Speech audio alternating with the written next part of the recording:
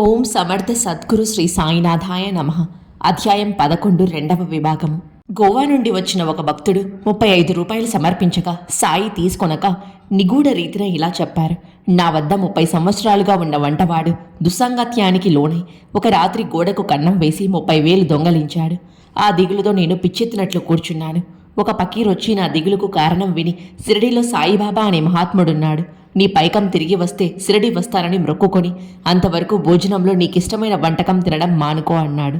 అలాగే చేస్తే కొద్ది కాలానికి ఆ వంటవాడు తిరిగి వచ్చి పశ్చాత్తాపంతో పైకం తిరిగి ఇచ్చాడు. వెంటనే షిరిడీ బయలుదేరాను. మొదటి నౌకలో సరంగు ఖాళీ లేదన్నాడు. ఇంతలో ఒక జవాను వచ్చి సరంగు నొప్పించి నన్ను నౌక ఎక్కించాడు. సాయి తన గత జీవితమంతా వివరించడమే కాక ఆయనే తనకు పైకం దొరికేలా చేసిన పకీరని, నౌకలో తనకు స్థలం ఇప్పించిన జవాను కూడా వారేనని ఆ భక్తుడు గుర్తించాడు.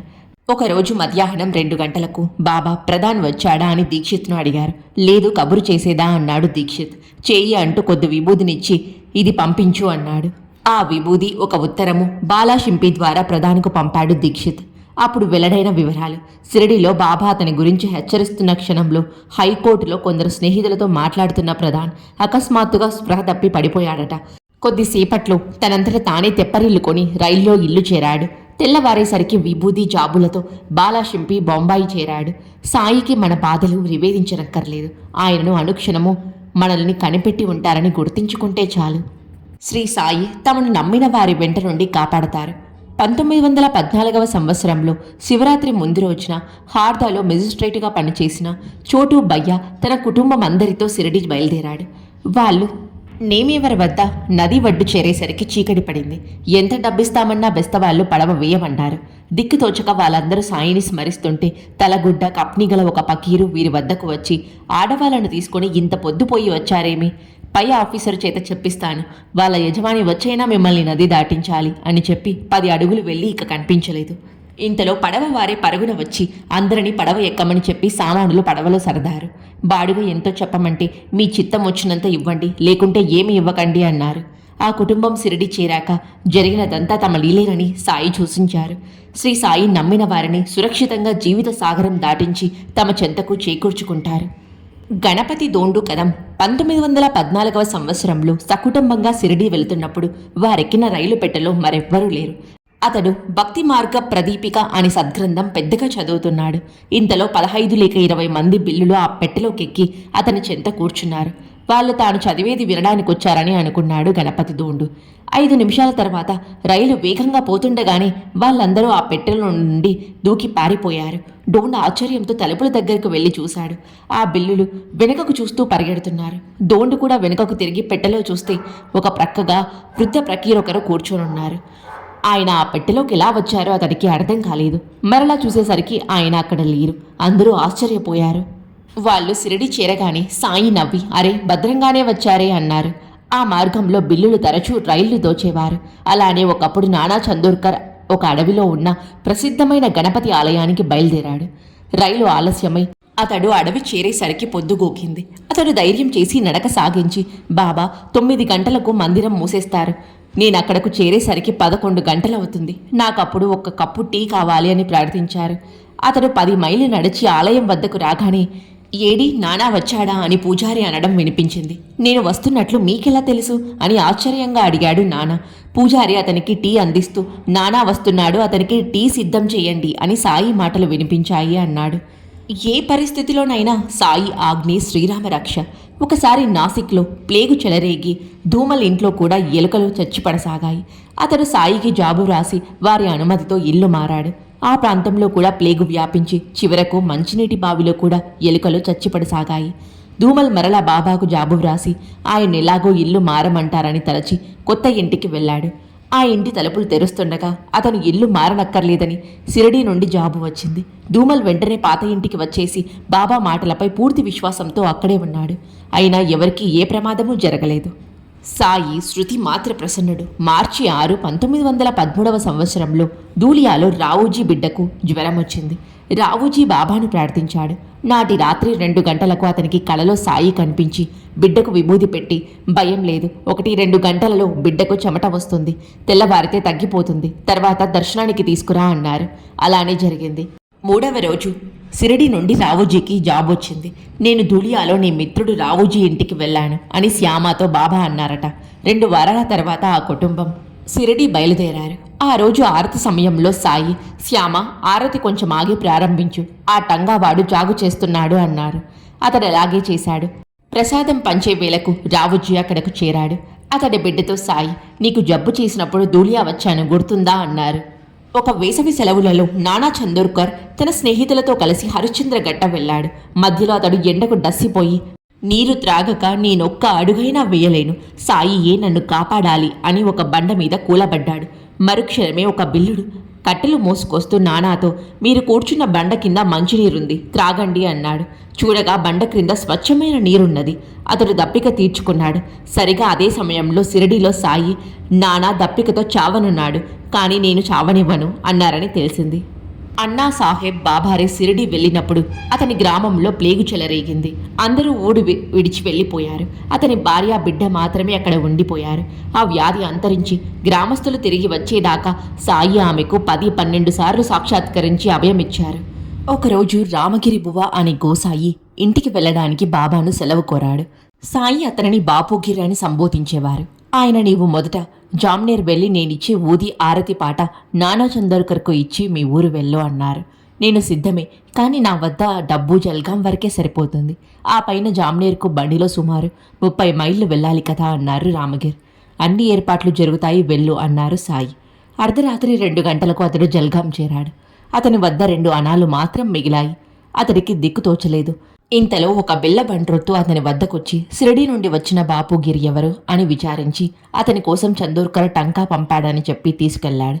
టంకా జామ్నేర్ పొలిమేర చేరాక రామ్గిర్ లఘుశంకకు వెళ్లి వచ్చేసరికి ఆ టంకా ఎక్కడా కనిపించలేదు. ఆ సమయంలో నానాసాహెబ్ కుమార్తె మైనాతాయి ప్రసవ వేదన పడుతోంది. సరిగా సమయానికి రామ్గిర్ వచ్చి ఆరతి పాట ఊది ఇచ్చాడు. నానా సంతోషంతో మైనాతాయికి ఊది ఇచ్చి సాయికి ఆరతి ఇవ్వగానే ఆమెకు ప్రసవమైంది. తమకు సకాలంలో ప్రసాదం అందించినందుకు నానా కృతజ్ఞత చెబితే తన కోసం టంగా పంపినందుకు రామ్గిర్ కృతజ్ఞత చెప్పాడు. నిజానికి టంగా బంట్రోతులను నానా పంపలేదు. సిరిడి నుండి ఒకరు వస్తున్నట్లు కూడా అతనికి తెలియదు.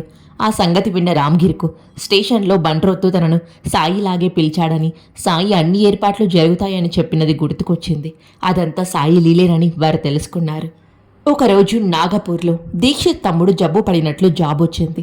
దీక్షిత్, బాబా, నా తమ్ముడిని నేను సాయం చేయలేకపోతున్నాను అన్నాడు. వెంటనే బాబా, సహాయం నేను చేస్తాను అన్నారు. అదే సమయానికి నాగపూర్లో అతని సోదరునికి చిత్రమైన వ్యక్తి కనబడి తక్షణమే స్వస్థుణ్ణి చేశాడు. ఒకసారి సెలవు తీసుకుంటున్న ఒక భక్తునికి సాయి మరొక ఊది పొట్లమిచ్చి, రైల్లో నిన్ను జానడు స్థలం ఇమ్మని కోరిన వాడికి ఆ పొట్లం ఇవ్వు అన్నారు. దారిలో టానీ స్టేషన్లో రైలు బయలుదేరగానే ఒక ప్రయాణికుడు పరుగున రైలు ఎక్కి అతని వద్దకొచ్చి, నాకు తల తిరుగుతోంది, కూర్చోవడానికి జానడు స్థలం ఇవ్వండి అన్నాడు. భక్తుడు అతనికి చోటిచ్చి ఊది కూడా ఇచ్చాడు. ఆ వ్యక్తి ఆనంద బాష్పాలు కారుస్తూ తానెంత ప్రయత్నించినా సిరిడి దర్శించలేకపోయానని, సాయియే తనకు ప్రసాదం పంపాలని ప్రార్థించానని చెప్పాడు. రోగమే కాక అజ్ఞానమనే రోగం కూడా తొలగాలి. అందుకు బాధలను ధైర్యంగా ఓర్చుకోగలగడం అవసరం. అందుకే వ్యాధి మరీ ప్రమాదకరం కానప్పుడు రోగిని తన వద్ద నుండి వెళ్ళిపోమనేవారు బాబా. పరోక్షంగా కూడా ఆయన రక్షిస్తారని భక్తునికి తెలియాలి కదా. షిరిడీలోని కాకా దీక్షిత్కు తీవ్రంగా జ్వరం వచ్చి శ్యామ ద్వారా బాబాను కబురు చేశాడు. ఆయన, నేనేమీ వైద్యుణ్ణి కాదు, అతడిని ఇంటికి పొమ్మను అన్నారు. శ్యామ నివ్వరబోయి, అతడు మిమ్మల్నే నమ్ముకున్నాడు, జ్వరంతో ఎలా వెళ్ళగలడు అన్నాడు. సాయి తిరిగి కఠినంగా అలానే ఆదేశించారు. సెలవు తీసుకోవడానికి కాకా మసీదుకు రాగానే సాయి, నీవింటికి పో, ఎలా వచ్చిన జ్వరం అలానే 4 రోజుల్లో పోతుంది. సీమబాదము పిస్తా వేసిన పాయసం తిని తిరుగు, పడుకోకు అన్నారు. అతనికి ఊది ఇచ్చి శ్యామను తోడు పంపారు. వాళ్ళు రాత్రి 11 గంటలకు రైలు దిగి నడిచి ఇంటికి వెళ్లారు. అక్కడ ఎవరు చెప్పినా వినకుండా కాకా సాయి చెప్పినట్లే చేశాడు. వైద్యుడు, నీవు ఆ పిచ్చి పకీరు చెప్పినట్లు చేసేటట్లయితే నేనెందుకు అని గద్దించాడు. అయినా కాకా వినలేదు. 9వ రోజుకు జ్వరం తగ్గింది. ఆ తర్వాత అతడు షిరిడి వెళ్ళినప్పుడు, బాబా, బొంబాయిలో మీ వాళ్ళు ఏమన్నారు అని అన్నారు. శ్రీ నృసింహ సరస్వతిలాగా బాబా కూడా ఇలా అపాధ్యమైన ఆహారంతో జబ్బులు తగ్గించేవారు. ఒకసారి బూటికి కలరా వచ్చి డాక్టర్ పిల్లే ఎన్ని మందులిచ్చినా తగ్గలేదు. చివరకు బాబాను అడిగితే బాదము పిస్తా వేసిన పాయసం తినమన్నారు. అలా చేయగానే జబ్బు తగ్గిపోయింది. ఒకరోజు కాకా మహాజనకి విరేచనాలు అవుతుంటే మసీదులో పక్కనే కుండతో నీరుంచుకొని తరచుగా బయటకు వెళ్ళి వస్తున్నాడు. బాబా సర్వజ్ఞులు కదా అని ఆయనతో చెప్పలేదు. భక్తులు మసీదు ముంగిట పనిచేస్తున్నారు. సాయి అకస్మాత్తుగా కోపించి అందరినీ తిట్టసాగారు. భయంతో అందరూ పారిపోయారు. కాకాను మాత్రం సాయి బలవంతాన కూర్చోబెట్టి అక్కడెవరో విడిచిన వేరుశనగ పప్పు అతని చేత తినిపించారు. ఆ కుండలో నీరు తాము కొంచెం త్రాగి అతడి చేత త్రాగించారు. నీ జబ్బు తగ్గిపోయింది అన్నారు. అతడికి ఆ క్షణంలోనే ఆ వ్యాధి తగ్గిపోయింది. ఈ చికిత్సలలోని రహస్యం ఆయన సంకల్పమే. ఒకసారి శ్యామ మొళలతో బాధపడుతుంటే ఆయన సూనాముఖి కషాయం చేసి కొంచెం అతనికిచ్చి కొంచెం ఆయన త్రాగారు. ఆ రోజుతో ఆ బాధ తగ్గిపోయింది. 3 సంవత్సరాల తర్వాత శ్యామకు ఆ వ్యాధి మరలా వచ్చింది. వెనుక బాబా చేసిన వైద్యమే అతడు చేసుకుంటే వ్యాధి తీవ్రమై మరలా సాయి అనుగ్రహంతోనే ఊదితోనే తగ్గింది. రఘువీర్ పురందరే మొదటిసారి షిరిడీకి బయలుదేరినప్పుడు అతని బిడ్డకు బాగా జ్వరం వచ్చింది. అతని భార్యకు తోడుగా అతని తల్లి ఉంటారన్నది. కానీ అతడు పట్టుపట్టి ఆమెను కూడా తనతో తీసుకువెళ్లాడు. వాళ్ళు షిరిడీ చేరిన 3వ రోజున పురందరే భార్యకు బాబా కలలో కనిపించి బిడ్డకు ఊది ఇచ్చారు. ఆ క్షణం నుండి జ్వరం తగ్గిపోయింది. సాయి మనం కోరినదల్లా నెరవేర్చక పూర్వకర్మ దృష్ట్యా మనకు శ్రేయస్కరమైనదే చేస్తారు. ఒక ఆమె తన బిడ్డను పాము గరిచిందని ఆయనతో మొరపెట్టుకున్నది. ఆయన ఊది ఇవ్వలేదు, ఆశీర్వదించలేదు. ఆ పిల్లవాడు చనిపోయాడు. ఆ తల్లి శోకం చూడలేక బిడ్డను బ్రతికించమని దీక్షిత్ కోరాడు. సాయి, బాపు ఈ విషయంలో కల్పించుకోకు. ఇది అతడి మంచికే జరిగింది. ఇతడి శరీరంలో చేయలేని పనులు ఆ శరీరంలో చేయగలడు. అతన్ని బ్రతికిస్తే ఆ దేహం మరణిస్తుంది. అందుకు బాధ్యత నీవు వహిస్తావా అన్నారు. దీక్షిత్ తన తప్పు తెలుసుకున్నాడు. అలానే 1911లో హర్దా నుండి వచ్చిన ఒక క్షయరోగి మరణించాడు. అతన్ని రక్షించలేదని అతని బంధువులు బాబాపై అలిగారు. తర్వాత వారిలో ఒకరికి బాబా కలలో కనిపించి రోగి తలను తమ తలపై నుంచుకొని కుళ్ళిన అతని ఊపిరితిత్తులు చూపుతూ అతనిని ఇంతటి చిత్రహింస నుండి నేను విడుదల చేశాను అని చెప్పారు. అతని బంధువర్గమంతా తిరిగి సాయిని సేవించసాగారు. బాబా తామెప్పుడైనా భక్తులు కోరినది ప్రసాదించదలచకపోతే ఏమీ మాట్లాడేవారు కారు. సాయి తననొక మగబిడ్డను ప్రసాదించాలన్న కోరికతో గోవిందరావు షిరిడి వస్తుండేవాడు. కానీ బాబా ఏమీ చెప్పేవారు కాదు.